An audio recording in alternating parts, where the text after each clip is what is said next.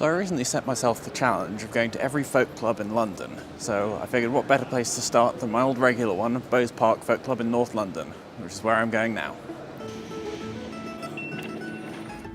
Now, not everyone watching this is going to have been to a folk club, so I thought I'd explain what they're like. Contrary to what the name suggests, they usually don't have membership fees or anything. It's kind of more like an open mic. There's usually a set of what we call floor spots, or sing-around, which is the sort of open mic portion of the night. And then there'll be a set from a guest performer, then there'll be an interval, usually with a raffle. Then second half, do the same thing again, have a few drinks, go home. Sometimes some venues will have amplification, sometimes it'll just be a nice intimate thing, just sitting in a circle, singing each other's songs. If you want to sing in the floor spots, in some cases it makes sense to get in touch beforehand just to make sure that there's a spot for you, but in most cases if you turn up early and you're nice about it, it should be fine. Unfortunately, I didn't get any footage of the night, partly because I didn't get a chance to discuss it with the organisers beforehand, and partly because I run the sound, and as you can see here, there was a lot going on. It's been a busy one tonight, so I'm heading home a bit later than expected.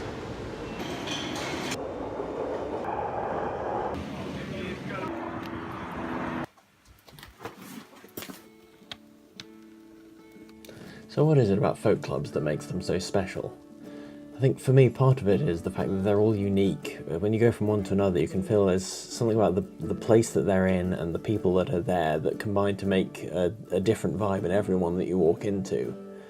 And that does also mean that if you don't get on with one folk club, you definitely shouldn't give up on it altogether, because there's bound to be another one out there that's going to be more your style. And the same goes for the community.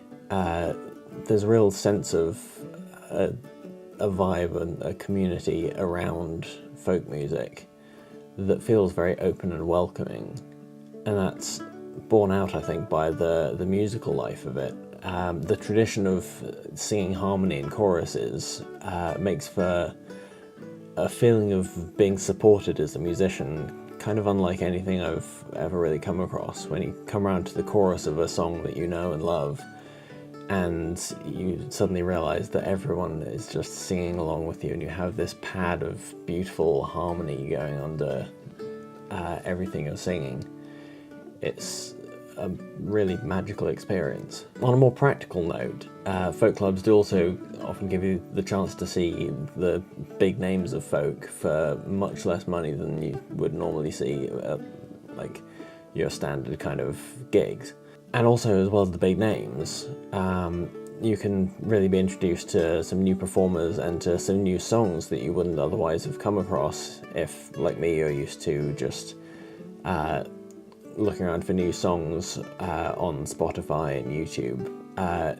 There might be some ones that you would never have come across were it not for going to a folk club and hearing them being sung to you there and then. So if there's a folk club near you, give it a try, and if not, you can always subscribe to this channel and I'll keep you posted as I continue my exploration of the folk world of London.